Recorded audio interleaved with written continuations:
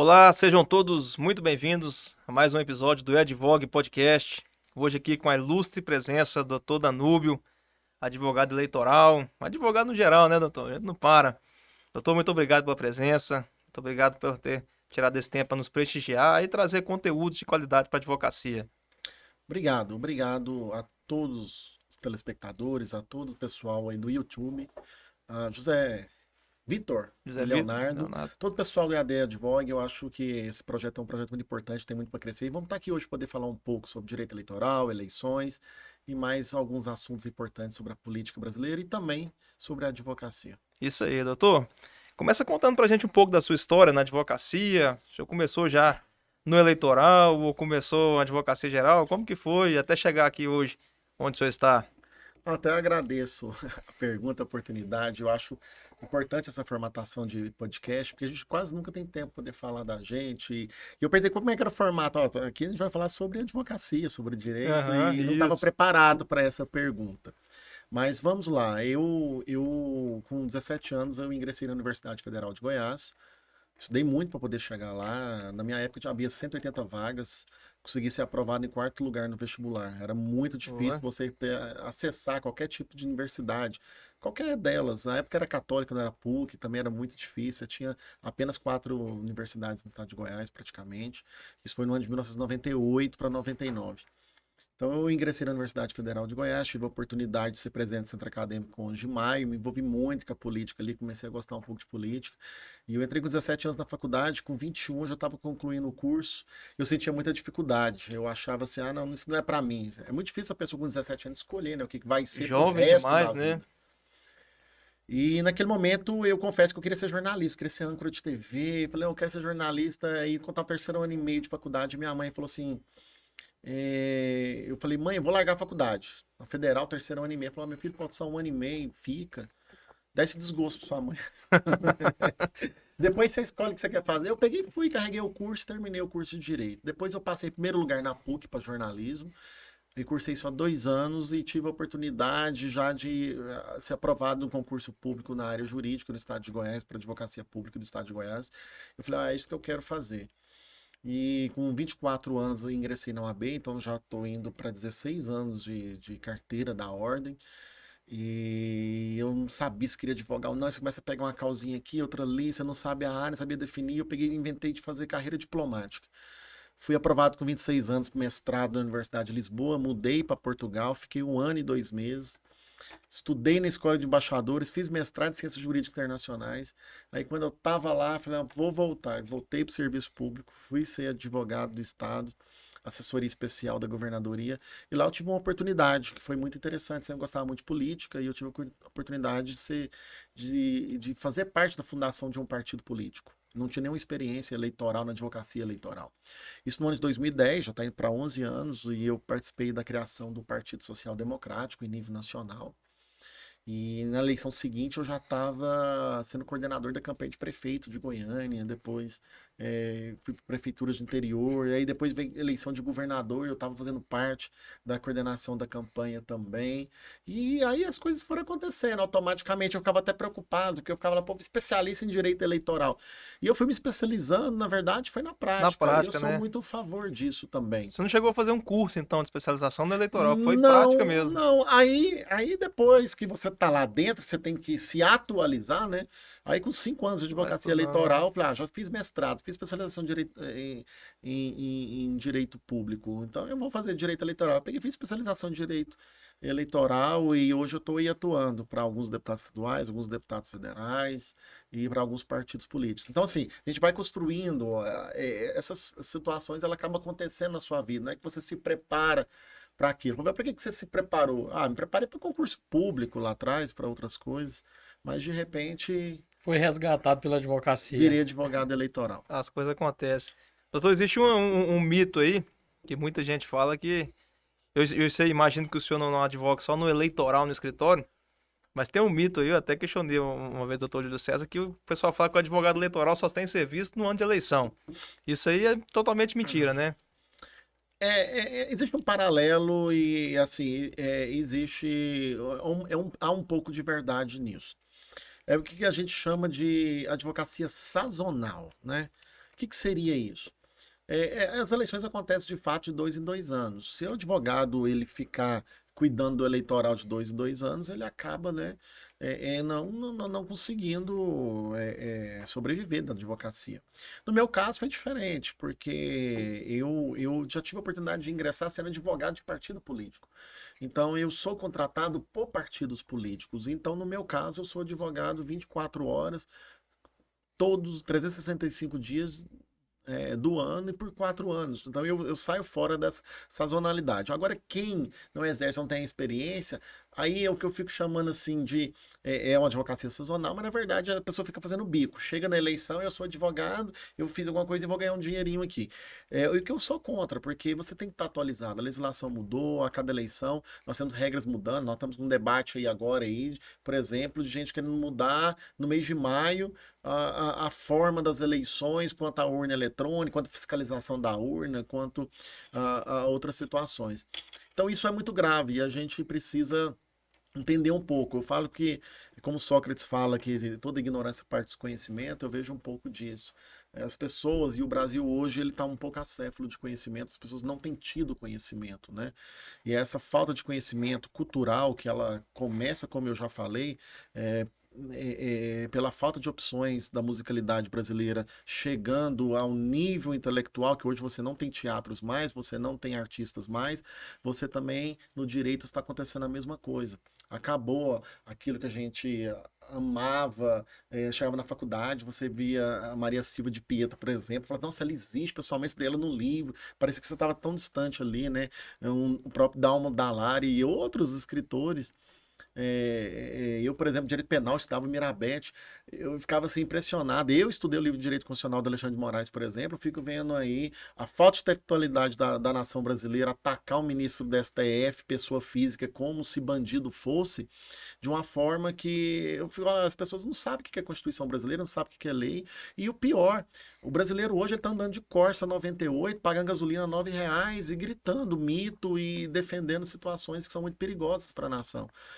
Não estou politizando o debate, falando mal, mas isso não é algo de agora, do atual presidente, é algo que vem vindo sendo construído ao longo do tempo, da política do bem e do mal maniqueísta que foi implantada, que a gente não deve seguir. O senhor trouxe alguns temas já, puxando um pouco polêmico, né? Vamos entrar num tema aqui um pouco polêmico. O senhor já tem tempo já atuando no eleitoral, acredito que já acompanha várias eleições. E hoje a gente vê que no Brasil, todo qualquer tema que é levantado nessa questão que envolve política, vira polêmica. Porque a gente tem aí o presidente com ideologia, tem o Supremo que já vem com uma outra linha, até temas jurídicos acabam, de uma certa forma, gerando insegurança porque entra na questão política. E uma dessas questões hoje que a gente bate muito na eleitoral é a questão da urna eletrônica. O presidente de um lado batendo que o voto não é auditável, alegando fraudes em algumas eleições, por outro lado o TSE defendendo. O senhor, qual que é a sua opinião sobre essa questão da urna eletrônica? Você já presenciou essa apuração de votos? Você acha que realmente existe a possibilidade de existir alguma fraude? Na próxima eleição, eu acredito que se vier a ter uma derrota do atual presidente, ele vai levantar essa questão. O senhor acha que existe realmente essa possibilidade ou isso aí realmente é um tipo de desculpa que eles estão querendo criar para justificar uma possível perca? Isso já foi levantado, a gente está vivendo um momento que o pessoal tem jogado os temas, jogado as situações para a torcida, e quando acaba o debate, era o debate da cloroquina, depois era o debate, vários outros tipos de debate da instituição, debate da STF, agora estão jogando a urna eletrônica e vão criar sempre debates, porque a pesquisa e a demonstração que isso implica dentro do sentimento da população. Isso é muito grave, porque a população ela é carente de governabilidade, de governança e de liderança. Então é muito fácil você formar líder no país e aí você tem que sempre arrumar um culpado. O sentimento da população é que existe uma culpa pelo ponto falho na vida dela. E a culpa aí está sendo transferida, no caso, para a justiça brasileira, no qual eu respeito instituições, eu tenho que acreditar nas instituições. Eu acredito em todas, inclusive na presidência da República. Quando o pessoal fala que política é corrupta, eu não acredito. Existem políticos corruptos, advogados, médicos, delegados, né? Padres, pastores. Então a gente não pode generalizar essa política do bem contra o mal. Sou contra veementemente essa pauta. Eu acho que essa pauta é uma pauta que desrespeita a Constituição e desrespeita a história do Brasil. Quer mudar as regras do jogo? Você tem o o artigo 16 da Constituição Federal, que é muito claro quando aplica o princípio da anualidade. Você tem que mudar as regras do jogo Um ano antes. Agora você vem no mês de maio com o Ministério da Defesa falar que vai fazer uma fiscalização e sugerir mudanças no sistema da justiça eleitoral. A crítica que eu faço nesse ponto é assim, isso está sendo ventilado por quem? Pelo Ministério? Não, está pelo chefe do Executivo. Ele foi eleito por qual sistema? Foi por esse? Houve questionamento das urnas eletrônicas e situação e pedindo recontagem de votos por parte da esquerda, por exemplo. O TSE foi unânime falar que a eleição do presidente Bolsonaro é legítima. Por que ele foi eleito no sistema em que agora está questionando o próprio sistema no qual ele foi eleito? E agora questionamento agora deixou de ser da urna eletrônica, estão mudando, né? Estão tentando justificar o debate falho anterior, porque foi provado pela Polícia Federal, pelos institutos, por vários sistemas que dá segurança das urnas. As urnas são seguras, não tem qualquer vinculação com a internet. É lógico que você não tem um sistema 100%, mas o sistema de papel, ele vai ser 100% comprovado. Outra coisa, prático. País continental, 220 milhões de habitantes, 140 milhões de eleitores, você tem a população ribeirinha que vota. O TSE tem que lançar a urna lá em Brasília para botar no helicóptero, botar num barco, para depois de 5 dias garantir que toda a população brasileira consiga votar. Agora, você trabalha com probabilidades, a auditagem, e você trabalha com margem de reavaliação, né? No caso ali que eles estão questionando é por que em Goiás são 5 milhões de eleitores, 7 milhões de habitantes, 5 milhões de eleitores, 3 milhões e meio de votos válidos e apenas 27 urnas são auditadas. Eles estão questionando isso. Mas eu defendo que as eleições no Brasil, ela é legítima, é um modelo para todo o mundo. Quem criou a democracia no país? Primeiro, a França, segundo, Estados Unidos. Não tem um modelo tão eficaz como o nosso. E outra coisa, as eleições, ela é administrada pela Justiça Eleitoral, certo? Mas ela é realizada pelo povo. Quem está lá que vai contar o voto, quem vai auditar, quem vai fiscalizar são os partidos políticos, são os mesários, é a população, são os funcionários públicos, não é a justiça eleitoral que faz a eleição. Então, eu vejo essa tese como absurda, mesmo porque, se houver prova, seria o quê? Fraudar as urnas ou fraudar a totalização de voto? Eles não conseguem fazer nenhuma margem de segurança em relação a isso, não tem nenhum estudo técnico. Então, tem jogado a ciência por água abaixo, sem argumento nenhum, de uma forma radical, e cada vez mais que a gente trabalha uma política maniqueísta, que esta eleição vai ser do bem contra o mal, e eu defendo muito a tese do governador do Rio Grande do Sul, a gente tinha que trazer o Brasil para o centro. Quando você pega, por exemplo, a Argentina, lá chama Casa Rosada, porque você tem um partido peronista branco, você tem um partido colorado, e ganhou a eleição, perdeu a eleição, os dois se unem para governar o país. Aí fala que a casa é rosada, né? Nem vermelha, nem branca. No Brasil, não. Agora é o verde e amarelo contra o vermelho, e etc e tal. É o bem contra o mal. E não é. Eu acho que tem pessoas boas dos dois lados, tem teses boas dos dois lados. Falo isso e as pessoas não conseguem entender. Começando pelo presidente Bolsonaro. Eu defendo as pautas do presidente Bolsonaro. Eu sou cristão, sou a favor da família, sou contra a corrupção. Acho que ele avançou muito no país e tem umas pautas muito importantes. Assim como também, ó, por outro lado, a gente tinha que respeitar mais as adversidades, acabar com a corrupção e outras situações mais também para haver um equilíbrio no país.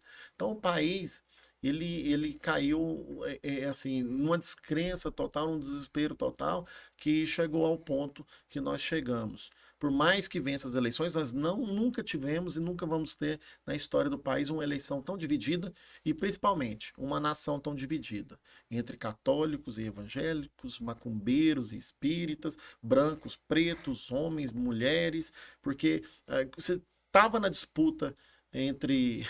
e quando fala de pauta conservadora, né, estava na disputa entre heterossexual e homossexualismo, que é uma pauta totalmente, assim, que eu vejo tem que ser respeitada e ela tem que ser tratada de forma respeitosa e diferente, mas não vejo diferença entre homem e mulher, etc. Agora está essa pauta feminina muito forte, né? Empoderamento feminino, né? Eu acho que sempre teve que ter, sempre tinha que ser empoderada, não é agora não.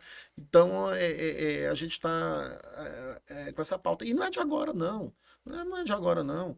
Vamos botar 8 anos atrás, vamos colocar um ministro do STF que é negro. Não foi ele que inaugurou. Agora vem o atual presidente, vamos colocar porque é radicalmente evangélico. Então, assim, não antes ser negro, antes ser evangélico, são duas pessoas que têm história, um na advocacia pública, o outro no Ministério Público, e principalmente são competentes e poderia estar ali. Agora fica com essa pauta, vou colocar, escolher porque é negro, então, para poder agradar e enganar a população. Quanto o critério subjetivo, eles deveriam ser muito mais objetivos. Porque a população não acaba que. É contraditório, porque a Constituição Federal ela é muito clara, o artigo da Constituição, todos são iguais perante a lei, independente de raça, credo, cor, religião.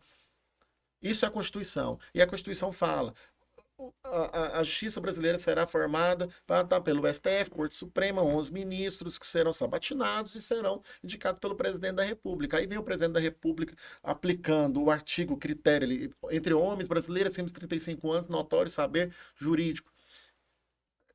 Com reputação ilibada, etc e tal. Então você tem os critérios, né? Todos eles objetivos pela Constituição. Aí, você não acredita que esse critério está contrariando o artigo 5º da Constituição? Porque você não estaria preterindo um católico em favor de um radicalmente evangélico? Então a decisão do presidente, ela se tornou subjetiva. Ela deixou de ser objetiva, não está indicando mais competente, mas o negro ou o evangélico. As bandeiras. Então, quer dizer, se você nasceu branco, se você nasceu. Eu já nasci. Há um reconhecimento, então, que eu já nasci privilegiado. E eu não acredito que eu nasci privilegiado. Eu não acredito que eu nasci privilegiado de forma alguma. Por causa da minha cor, por causa do meu cabelo, por causa disso. Não, porque você não sabe, você não é negro, você não é homossexual. Os homossexuais que nós temos aí, os negros, são os mais competentes, eu vejo assim, são pessoas normais, comuns. Eu não sei onde que estão colocando essa diferença, se a pessoa, né? Mesmo porque a homossexualidade dele não pode ser colocada na mesa, porque é uma opção individual da pessoa. É engraçado que às vezes você pega uma pessoa muito competente, um católico, por exemplo, como você citou. Às vezes ele tinha todas as características, tinha a possibilidade de conseguir uma cadeira lá no STF, mas pelo requisito religião ele já seria descartado. Um outro cristão que às vezes com menos competência que ele já entraria na frente dele justamente Isso é por inconstitucional. essa característica. Eu sou evangélico, por exemplo, mas eu acho isso inconstitucional, eu acho isso politicamente incorreto, mas a população brasileira está batendo palma. O combustível está a R$9, a população está batendo palma. O ingresso do show do Gustavo Lima no dia 3 de setembro, aniversário dele, está a R$450. E a população andando de Corsa 98 continua batendo palma. A funcionária da minha casa ganha 2 salários mínimos e ela fala, só como carne de bem. O quilo de carne está R$100. Então, assim, eu não sei aonde que a população ela vai conseguir chegar. Estamos vivendo momentos difíceis, né, com essa situação. E tem defensores, né, disso ainda. Não, é o que mais tem. E assim, pelo sistema democrático, a democracia ela não é formada pela maioria, ela deveria ser formada pela minoria, mas para garantir a divergência de pensamentos e ideias, mas a maioria. Nós somos governados pela maioria que elege, né? Doutor, vamos entrar agora na parte da regra do jogo das eleições. A última eleição a gente acompanhou aí uma mudança na questão da TV, da mídia, as mídias sociais. Inclusive, muita gente fala que o Bolsonaro foi eleito pelas redes sociais, né? Não tinha nem horário de TV. Todos nós somos acostumados a ver aquele horário eleitoral gratuito, aquela divulgação na televisão, e acho que isso hoje já caiu muito em desuso, né? A rede social comanda. Em questão de regras eleitorais, as redes sociais elas seguem as mesmas regras da mídia televisiva? Ou na rede social tudo é liberado, só é proibido fake news, mas você pode fazer lives à vontade, você não tem limite de horário, você não tem limite de o que divulgar. Como que funciona essa questão da regulamentação disso? As regras elas são evidentemente diferentes, né? No caso da rádio e TV, você tem uma regulamentação própria. E a propaganda na internet, que é nova, ela veio nas eleições passadas totalmente livre, agora ela vem mais regulamentada. Hoje o pessoal falava, não, mas o Alexandre de Moraes foi lá e censurou o Telegram. E até um ponto importante de a gente trabalhar também. Agora, a própria legislação eleitoral, ela vem limitando um pouco a propaganda na internet, principalmente limitando até a liberdade de expressão do eleitor, que não pode ir lá e ofender o outro candidato, ou produzir conteúdos falsos, que seriam as fake news.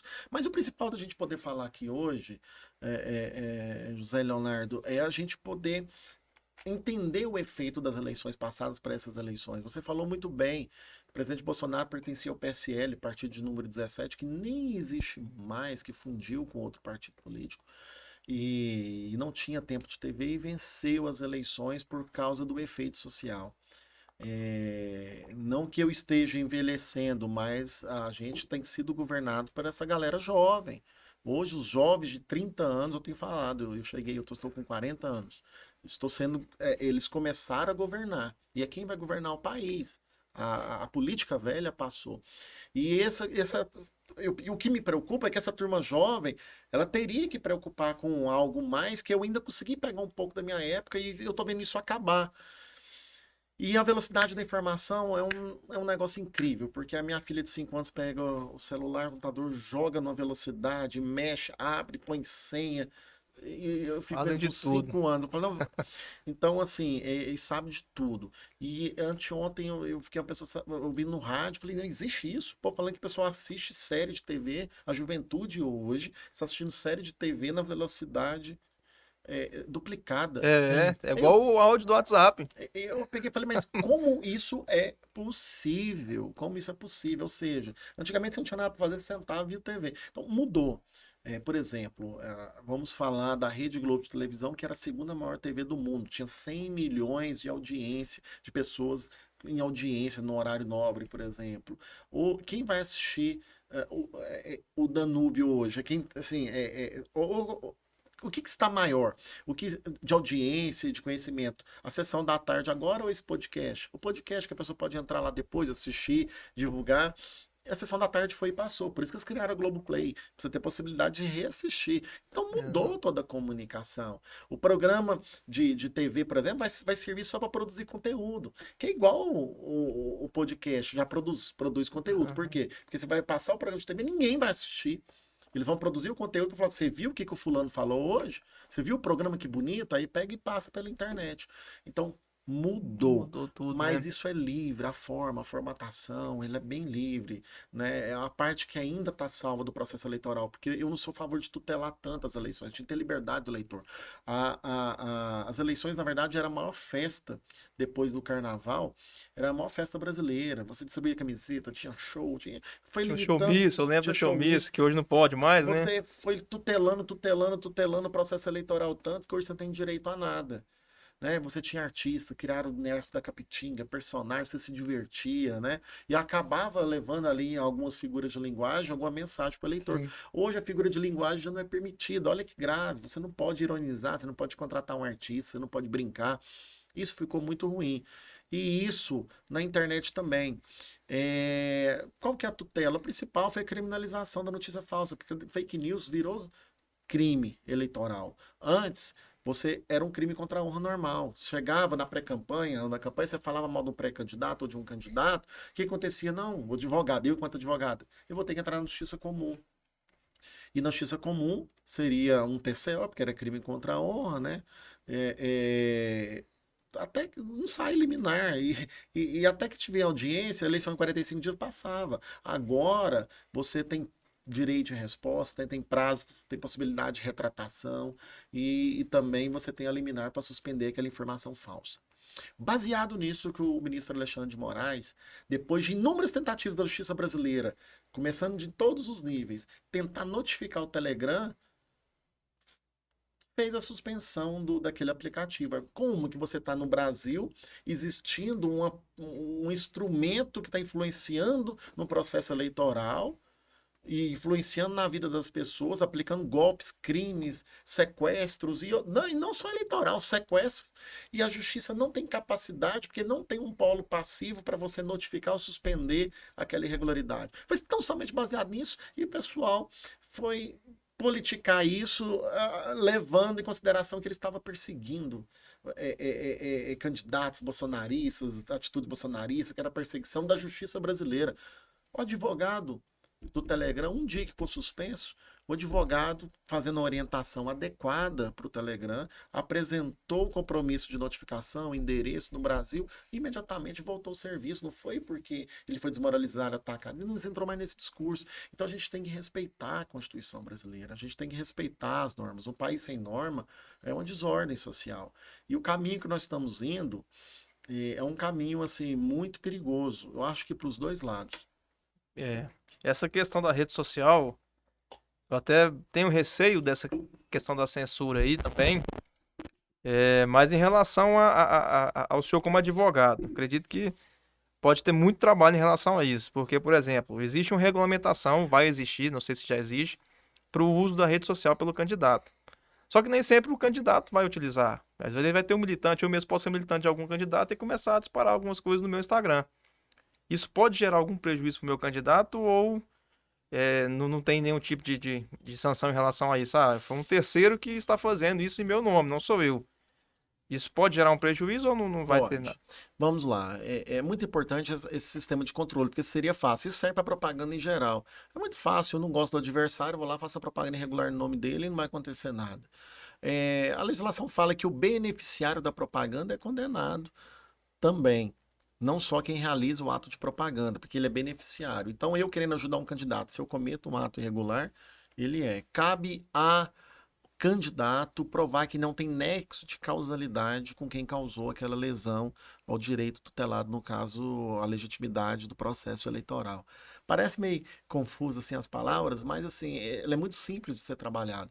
De fato, eu quero citar exemplo, vamos para a propaganda propriamente dita que a gente é acostumado, um cartaz, adesivo, mas isso serve para a internet também.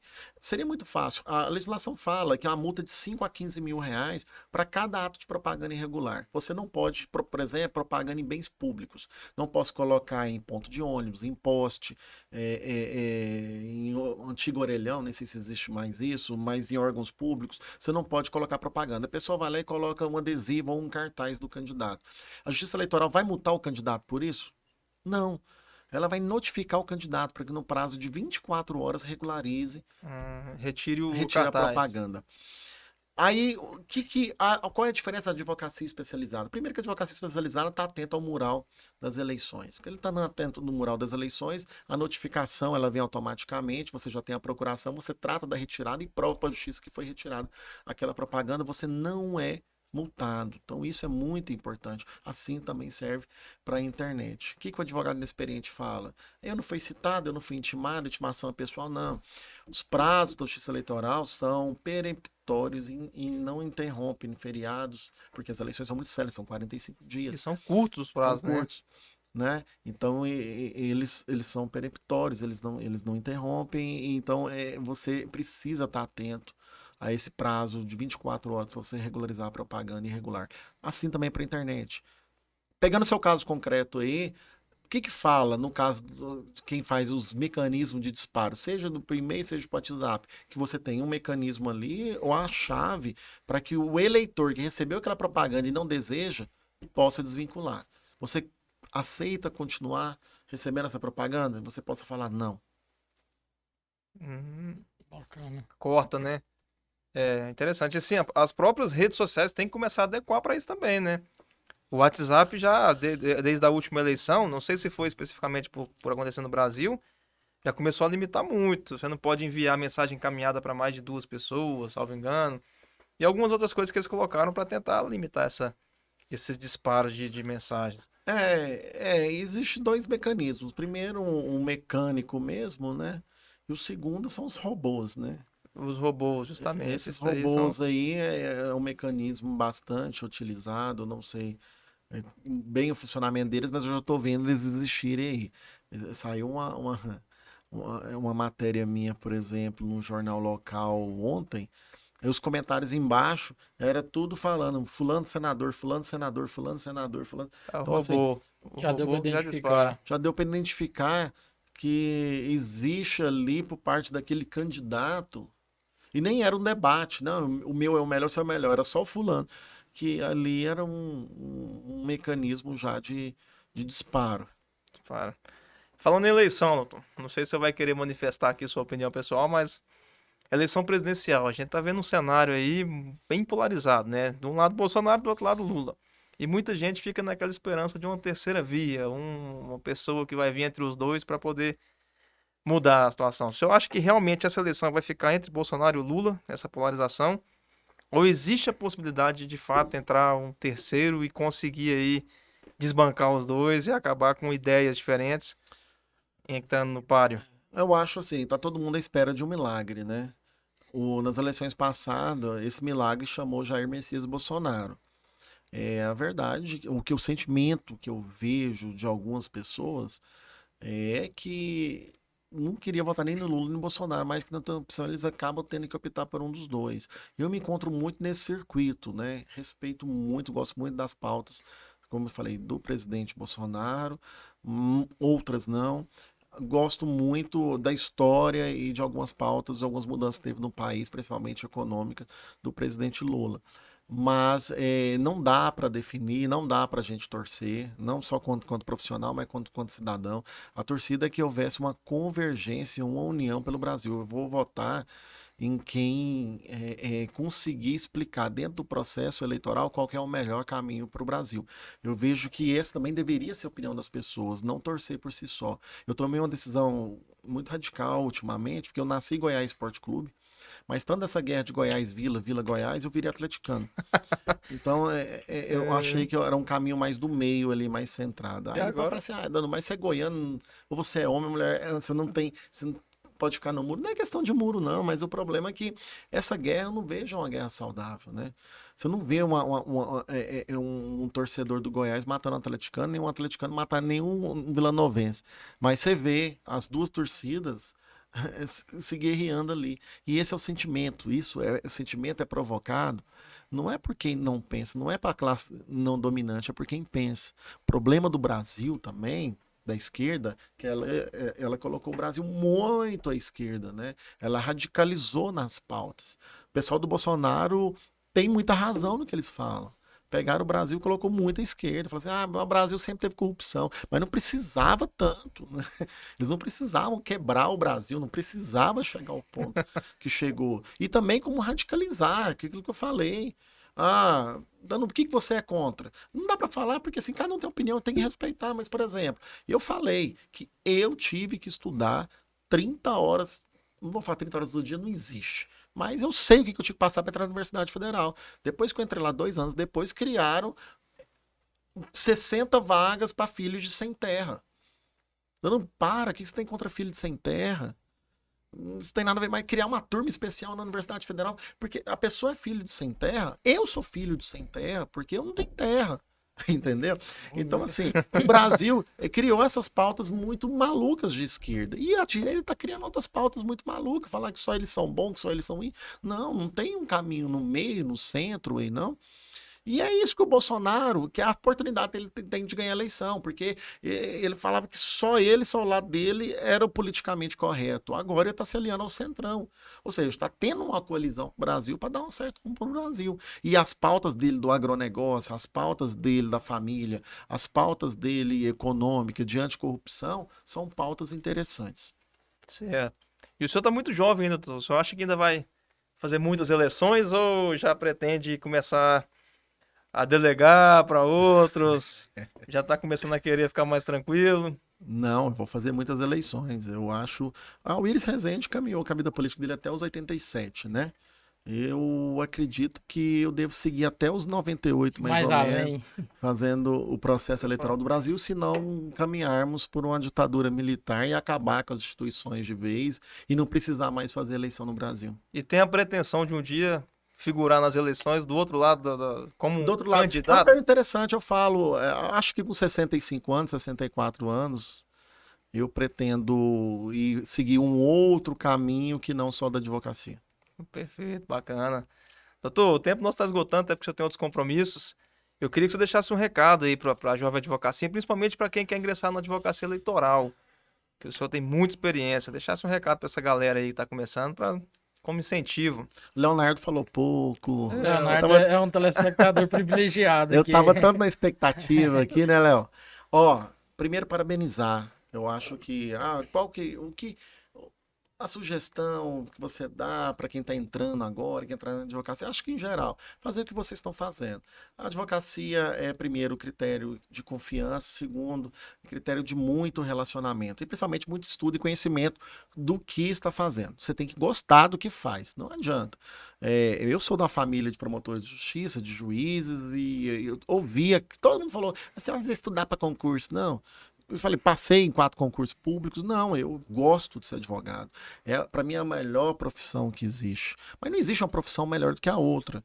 Então você primeiro tem que gostar do que faz. Ter opinião própria, né? E gostar do que faz e dedicar muito à advocacia. Segundo, você ter responsabilidade. Porque você, como a medicina, você está lidando com a vida das pessoas. Se você faz um divórcio, por exemplo, você está lidando com a vida das pessoas. Um processo eleitoral é o projeto da vida da pessoa. A partir do momento que a pessoa entra na eleição e sai ali, entra ficha limpa, sai ficha suja, eu vejo que um advogado desse deveria responder pelos atos dele. Mas como a questão médica não é um contrato fim, né, um contrato meio, você acaba não tendo uma responsabilidade por não agir com imperícia. O que há muito hoje na advocacia, eu vejo, que eu chamo até de irresponsabilidade, mas na verdade é a modalidade culposa, uma das 3 modalidades da culpa. Eu vejo muita imperícia, muita imprudência, né, em relação aos advogados. Eu vejo que você tem que ser prudente nas suas ações. Se não consegue fazer, não pega. E principalmente você tem que seguir uma linha reta. Você não pode colocar o dinheiro na frente dos clientes ou na frente das ações, porque você tem um nome a zelar. E nós somos hoje em Goiás mais de 50 mil advogados inscritos, né? Nós temos advogados que é Uber, nós temos advogado que está advogando na advocacia pública e está ganhando muito dinheiro, nós temos advogado que é advogado só por ser advogado e tem em todas as profissões. Eu acho válido, um país primeiro mundo, você tem advogado. O pessoal falava, você entrava na Inglaterra, você tinha um motorista de táxi que era, e o povo falava, olha lá, o nível. No Brasil está chegando nesse nível também, isso não é ruim, não. Mas para você exercer a advocacia, você precisa dedicar muito, ter muita responsabilidade e fazer o que eu faço, que é virar madrugada olhando prazo processual e ter uma equipe de excelência, que é o que nós primamos em nosso escritório. Maravilha. Doutor, brigadão. Sei que o senhor tem audiência agora há pouco, compromisso não para, né? Sexta-feira uma audiência às 5 horas também. O juiz O sacaneou, pessoal né? fala que juiz e promotor não trabalham. Eu quero até, quero ver qual vara que é, parabenizar o juiz e o promotor que marcou a audiência. Sexta-feira. A moda agora é sexta-feira até meio-dia, né? Não, Passou mas do meio-dia. eu acho que eles estão certos, porque os advogados ficam tanto deixando saco de juiz de promotor, que o juiz não trabalha, que não me atende. Eles têm feito assim, audiência 8 horas da manhã. Eu falei, não, 8 horas da manhã de segunda-feira.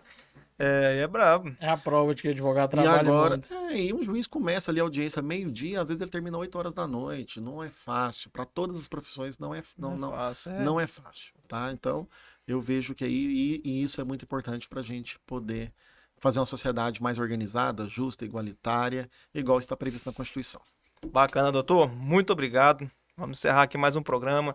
Doutor Danúbio trouxe aí, nesse pouco tempo, lições preciosas, muita informação importante pra gente. Aprendizado, isso aí. Aprendizados. E agradeço muito e já fica o convite para a próxima. Já fica o convite para a próxima, pra gente bater um papo mais agradável. Vamos, mais próximo às eleições, vamos poder falar das regras para as eleições 2022. Ótimo, bom Isso, bacana. Isso aí, pessoal, obrigado.